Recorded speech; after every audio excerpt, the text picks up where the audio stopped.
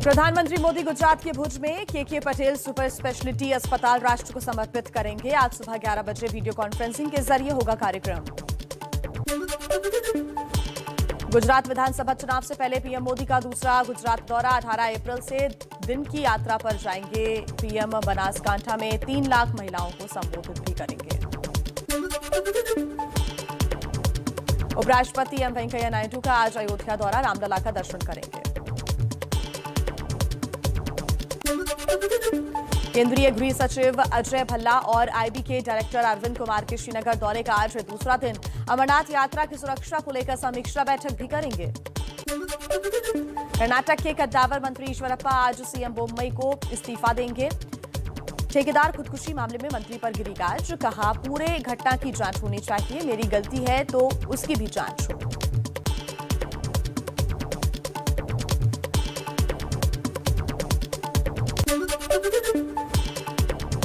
कर्नाटक के मंत्री ईश्वरप्पा को गिरफ्तार करने की मांग को लेकर कांग्रेस का विरोध प्रदर्शन। विधानसभा भवन के प्रदर्शन में शामिल हुए कई नेता। मनी लॉन्ड्रिंग केस में पंजाब के पूर्व सीएम चरणजीत सिंह चन्नी से ईडी ने करीब 6 घंटे पूछताछ की। चन्नी ने कहा, मुझसे जो पूछा वो बता दिया। महाराष्ट्र के गृह मंत्री का बड़ा बयान। कहा, लाउडस्पीकर पर कोर्ट के आदेश का पालन करें। महाराष्ट्र में एमएनएस के मुस्लिम नेता और स्टेट सेक्रेटरी इरफान शेख ने छोड़ी पार्टी। राज ठाकरे के लाउडस्पीकर वाले बयान से नाराज हैं। अमरावती से सांसद नवनीत राणा ने महिलाओं के साथ हनुमान चालीसा का पाठ किया। एबीपी न्यूज से कहा, मैं किसी धर्म के खिलाफ नहीं, लेकिन अपने धर्म का प्रचार करने का हक। यूपी के अलीगढ़ में एबीवीपी के कार्यकर्ताओं ने 21 चौराहों पर लाउडस्पीकर लगाकर हनुमान चालीसा बजाने की इजाजत मांगी। कार्यकर्ताओं ने एसडीएम सिटी को ज्ञापन सौंपा। अलीगढ़ में युवा क्रांति मंच के कार्यकर्ताओं ने गांधी पार्क में लाउडस्पीकर लगाकर किया हनुमान चालीसा का पाठ। कहा, पहले ही मस्जिदों में लाउडस्पीकर कम करने को लेकर ज्ञापन सौंपा था, लेकिन कार्रवाई नहीं हुई तो हमने पाठ किया। यूपी के मंत्री धर्मल पाल सिंह लाउडस्पीकर लगाकर हनुमान चालीसा पढ़ने के सवाल पर मीडिया पर भड़के। कहा, यह कोई गलत बात नहीं है, आप लोग गैर जरूरी समस्या खड़ी कर रहे हैं। हनुमान चालीसा का पाठ करना कोई खराब बात तो है नहीं। हनुमान चालीसा का पाठ करें तो इसमें किसको नुकसान है? ये आवश्यक अनावश्यक समस्या आप खड़ी कर रहे हो। हमें तो यहाँ दिखाई नहीं दिया कहीं चौराहे पर। यूपी के कासगंज में अजान के विरोध में 2 मंदिरों में लाउडस्पीकर से हनुमान चालीसा का पाठ शुरू। हिंदुवादी नेता नितिन चतुर्वेदी ने कहा, आने वाले दिनों में पटियाली के सभी मंदिरों में लाउडस्पीकर लगेंगे।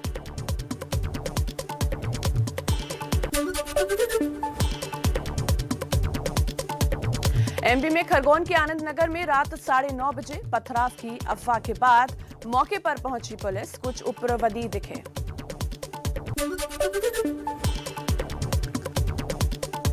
खरगोन में रामनवमी जुलूस हिंसा मामले में 34 एफआईआर दर्ज। अब तक 121 आरोपी जेल भेजे गए। करीब 20 लोग पुलिस हिरासत में हैं। खरगोन हिंसा मामले में पीएफआई कनेक्शन सामने आया। एमपी बीजेपी अध्यक्ष विष्णु दत्त शर्मा ने कहा, खरगोन हिंसा में पीएफआई का हाथ है, ये घटना पूर्व नियोजित थी। सीसीटीवी में तलवार लहराते और पथराव करते दिखे दंगई। एमपी के गृह मंत्री नरोत्तम मिश्रा ने कहा, खरगोन में स्थिति अभी नियंत्रण में है। खरगोन में 4 दिन से लगे कर्फ्यू में थोड़ी ढील दी गई। सुबह 10 से दिन के 12 बजे और दोपहर 3 बजे से शाम 5 बजे तक सिर्फ महिलाओं को जरूरी सामान खरीदने के लिए बाहर निकलने की छूट। रामनवमी पर खरगोन हिंसा में घायल युवक शिवम को अब तक नहीं आया है होश। इंदौर के अस्पताल में चल रहा है इलाज, जल्द ठीक होने की दुआएं। रामनवमी के जुलूस के दौरान हिंसा के बाद खरगोन की गलियों में पसरा है सन्नाटा। एबीपी न्यूज की टीम ने रात में हालात का जायजा लिया। गश्त करता दिखाया पुलिस का घुड़सवार दस्ता। लोगों से शांति बनाए रखने की अपील। खरगोन में एबीपी न्यूज की टीम ने रात में हिंसा की शुरुआत वाली जगह का दौरा किया। तालाब चौक इलाके में पिछले 6 दिन से रात में भी भारी पुलिस बल तैनात है। तकरीबन 4 बजे यहाँ से जो जुलूस शुरू होने वाला था इस तालाब चौक पे इकट्ठा हुआ था। काफ़ी सारे डीजे, काफ़ी सारे लोग यहाँ आए हुए थे। बहुत देर तक यहाँ शोर होता रहा और उसके बाद कथित तौर पर यहाँ पर पथराव शुरू हुआ। खरगोन में हिंसा के बाद कई मामले में वीरानी छाई हुई है। लोग अपना घर बार छोड़कर जा चुके हैं। हिंसा में खरगोन का भवसर सबसे ज्यादा प्रभावित हुआ है। मकान और दुकानें जली हुई है। मोहल्ले की महिलाओं ने सुनाई उस रात के आतंक की दास्तां।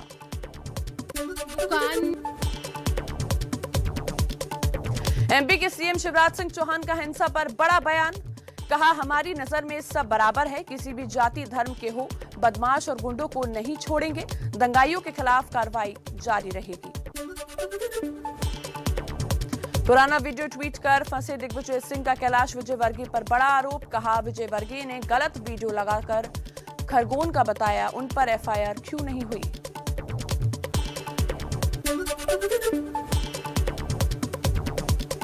राजस्थान के मुख्यमंत्री अशोक गहलोत शिवराज सिंह चौहान पर साधा निशाना। कहा, अगर राज करने वाले बुलडोजर चलाएंगे तो देश में संविधान का राज कहां रहेगा।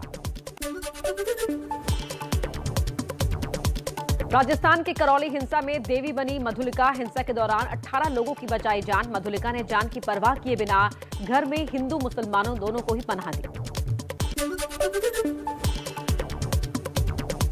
जेएनयू विवाद में मारपीट का नया वीडियो आया सामने। भगवा रंग का कुर्ता पहने छात्र ने गार्ड्स को रोकने पर थप्पड़ मारता हुआ वीडियो में नजर आ रहा है। दावा है कि इसके बाद ही विवाद बढ़ा। जेएनयू के कुलपति प्रोफेसर शांति श्री पंडित का ताजा वीडियो पर बयान। वीडियो में कुछ छात्रों हॉस्टल के एक तरफ डंडे इकट्ठा करते दिख रहे हैं। इससे लगता है कि घटना प्री प्लान थी।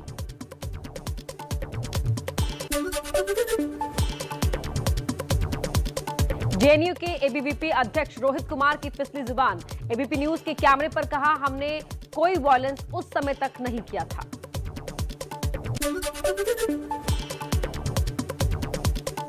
दिल्ली के लेडी श्रीराम कॉलेज के छात्र संघ ने बीजेपी प्रवक्ता को दिया अंबेडकर जयंती का न्योता। लेफ्ट विंग छात्रों ने किया विरोध तो आमंत्रण रद्द किया।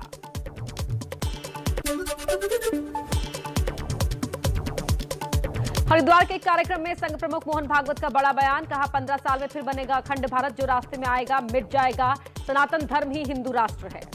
उत्थान के साथ भारत का उत्थान, ये प्रक्रिया चल पड़ी है और ये पूर्णता की ओर जाएगी।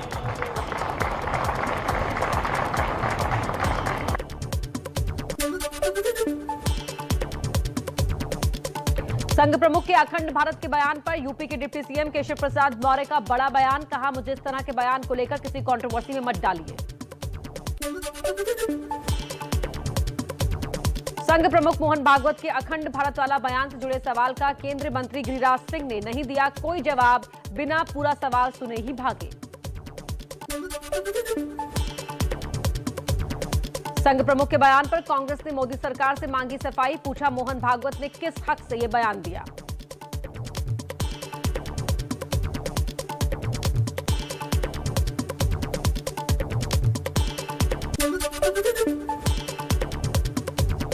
भागवत के बयान पर शिवसेना एमपी संजय राउत ने कहा, 15 साल नहीं 15 दिन में अखंड भारत दो। पहले पीओके को भारत से जोड़ो, कश्मीरी पंडितों की सुरक्षित वापसी कराओ, वीर सावरकर को भारत रत्न दो।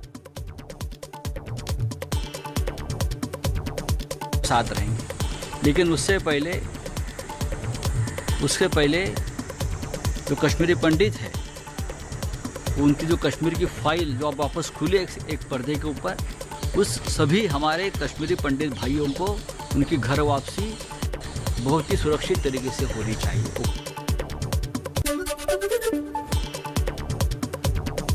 एआईएमआईएम चीफ असदुद्दीन ओवैसी ने कहा, मोहन भागवत को अखंड भारत की बात नहीं करनी चाहिए। चीन ने भारत के कई इलाकों पर कब्जा किया हुआ है, पहले उन्हें तो वापस लो। मोहन भागवत साहब को ये बोलना चाहूंगा कि अखंड भारत की ये बातें मत करो। जो इलाके में चीन भारत की जमीन पर कब्जा करके बैठा है, डेप्सांग में, डेमचाक में, हॉट स्प्रिंग में, उसकी बात करो आप।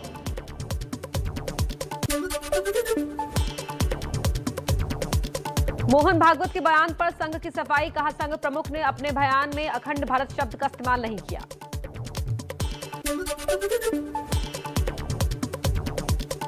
चौबीस अप्रैल को पीएम मोदी के कश्मीर दौरे से पहले आतंक पर करारा प्रहार। शोपियां में सुरक्षा बलों को बड़ी कामयाबी। मुठभेड़ में अब तक 4 आतंकी ढेर। मौके पर जाते समय हादसे में 2 सैनिकों की भी मौत। जम्मू कश्मीर में हवाला के पैसे के लेन देन में गिरफ्तार जम्मू कश्मीर कांग्रेस के पूर्व मंत्री बाबू सिंह से अब राज्य की जांच एजेंसियां करेंगी पूछताछ। जम्मू में हिंसा फैलाने के मकसद से पीओके और टोरंटो से भेजा गया था पैसा।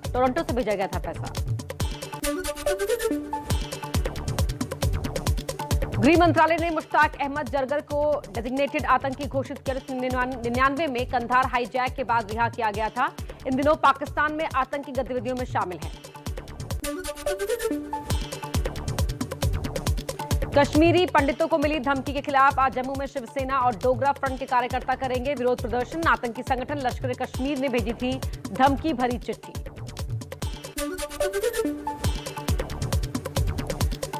दिल्ली के अक्षरधाम मेट्रो स्टेशन से कूदने वाली लड़की की मौत। अस्पताल में इलाज के दौरान दम तोड़ा। पुलिस मामले की जांच में जुटी। दिल्ली के कालिंदी कुंज इलाके में यमुना में डूबे 4 बच्चे। 3 के शव बरामद। 1 की तलाश है जारी। दिल्ली के जामिया नगर इलाके में एक रेस्टोरेंट के एसी में ब्लास्ट। 6 लोग घायल। अस्पताल में भर्ती कराया गया। नालंदा में बिहार के सीएम नीतीश के कार्यक्रम में पटाखा फोड़ने का वीडियो सामने आया। नीतीश कुमार के बेहद करीब पटाखा फोड़ा गया था। पुलिस ने आरोपी को गिरफ्तार कर लिया था। बिहार में शराबबंदी की फिर उड़ी धज्जियां। जहानाबाद के जिला परिषद कार्यालय के कैंपस में मिली शराब की बोतलें। सरकारी दावों की खुली पोल। बिहार के गोपालगंज में शराब तस्करी को रोकने की सारी कोशिशें नाकाम। बलथरी चेक पोस्ट के पास लग्जरी कार से 570 बोतलें अंग्रेजी शराब की बरामद हुई हैं। कार की छत में बॉक्स बनाकर रखी हुई थी शराब। यूपी के मुरादाबाद में 2 ट्रेनों में हुई लूट का खुलासा। पुलिस ने मुठभेड़ के बाद 2 लुटेरों को गिरफ्तार किया। 2 बदमाश फरार। लूट का माल भी बरामद। बिहार के सीतामढ़ी में केंद्रीय ऊर्जा मंत्री आर.के. सिंह का बड़ा बयान। कहा, कोयला की कीमत में बढ़ोतरी के चलते आंध्र प्रदेश, तमिलनाडु और राजस्थान में हो सकता है बिजली का संकट से निपटने के लिए की बैठक। यूपी में जनता पर एक बार और महंगाई की मार। पेट्रोल, डीजल और गैस के दाम में इजाफे के बाद अब रोडवेज का सफर हुआ महंगा। रोडवेज बसेस के किराए में बढ़ोतरी।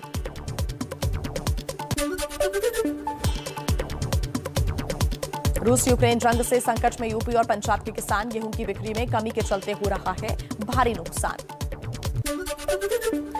दिल्ली एनसीआर में बदला मौसम का मिजाज। तेज हवा के साथ हल्की बारिश से लोगों को गर्मी से थोड़ी राहत मिली।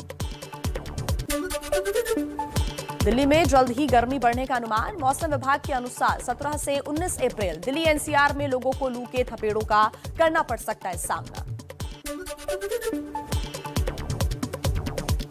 मैदानी राज्यों में गर्मी से पहाड़ों पर बढ़ी है रौनक। भारी तादाद में पर्यटकों ने किया पहाड़ों का रुख। कालका शिमला हेरिटेज टॉय ट्रेन में लंबी वेटिंग। मॉनसून पर मौसम विभाग ने दी सबसे बड़ी खुशखबरी। इस साल सामान्य रहेगा मॉनसून। जून से सितंबर तक औसत 868 मिलीमीटर बारिश होने का अनुमान। खेती में मिलेगी मदद।